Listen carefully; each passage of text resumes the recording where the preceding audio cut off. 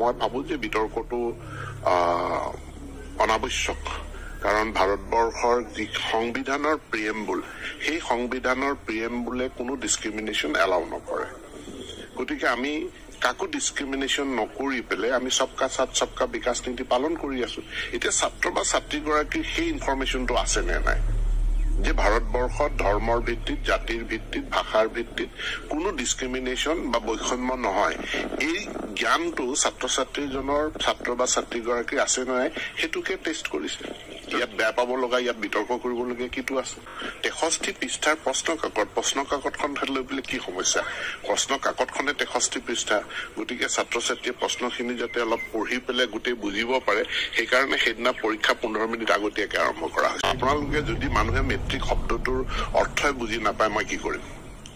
ডিক্সনাৰীখন মেলি পেলে মেট্ৰিক শব্দটোৰ অৰ্থ কি চাই ললে হ'ল মেট্ৰিকৰ অৰ্থটো হ'ল দশম গতিকে দশম শ্ৰেণীৰ পৰীক্ষা কিয় নহব প্ৰত্যেকটো শ্ৰেণীতে পৰীক্ষা অনুষ্ঠিত হয় গতিকে দশম শ্ৰেণীৰ পৰীক্ষা অনুষ্ঠিত হৈ আছে আৰু মই কেতিয়াও কোৱা নাই মেট্ৰিক পৰীক্ষা নহয় বুলি পেলে মই কৈছো বিদ্যালয় শিক্ষা দশম শ্ৰেণীত সমাপ্ত নহয়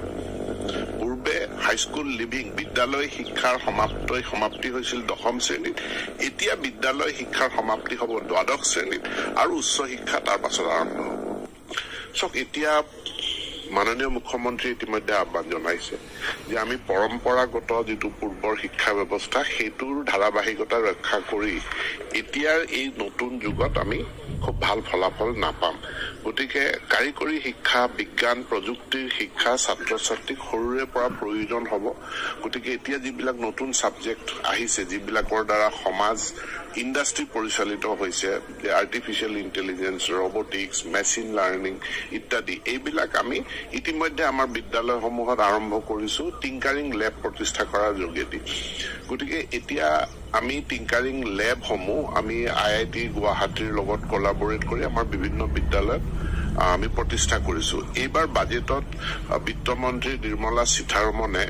আৰু 50,000 গোটেই ভাৰতবৰ্ষত চৰকাৰী বিদ্যালয়ত 50,000 টিংকাৰিং ল্যাব প্ৰস্তাৱ কৰিছে গতিকে এই 50,000 টিংকাৰিং ল্যাবে ভাৰতবৰ্ষৰ বিদ্যালয় শিক্ষাৰ গোটেই ছবিখনে একেবাৰে সলনি কৰি পেলাব শিক্ষামন্ত্ৰী হওঁতেই তেওঁ অসমত এটা নতুন পৰম্পৰা আৰম্ভ কৰিলে যে আমি চৰকাৰী মহাবিদ্যালয় যাক আমি আদৰ্শ মহাবিদ্যালয় হিচাপে স্থাপন কৰাৰ এটা প্ৰক্ৰিয়া আৰম্ভ হ'ল আৰু তাৰে অংশ হিচাপে কাজিৰঙা এখন মডেল ডিগ্ৰী কলেজ আমি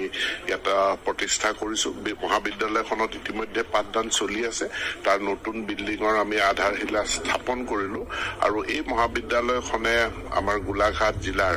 কাজিৰঙাত এটা বৃহৎ অংশ খুব উৎকৃষ্ট সেৱা আগবঢ়াবলৈ সক্ষম হ'ব বুলি মোৰ দৃঢ় বিশ্বাস অসমত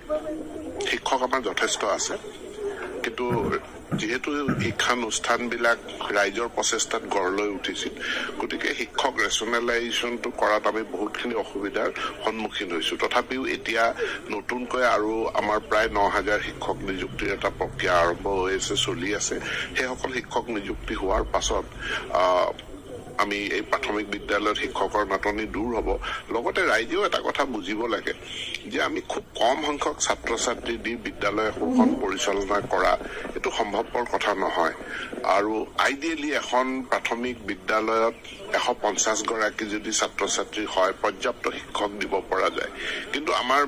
যিবিলাক প্ৰাথমিক বিদ্যালয় 10 জন 12 জন 15 জন 20 জন ছাত্ৰ ছাত্ৰীক লৈ আমি বিদ্যালয় চলাও গতিকে শিক্ষকৰ নাটনি এটা আছে আৰু পৰ্যায়ক্ৰমে আমাৰ বিদ্যালয় একত্ৰীকৰণটো চলি আছে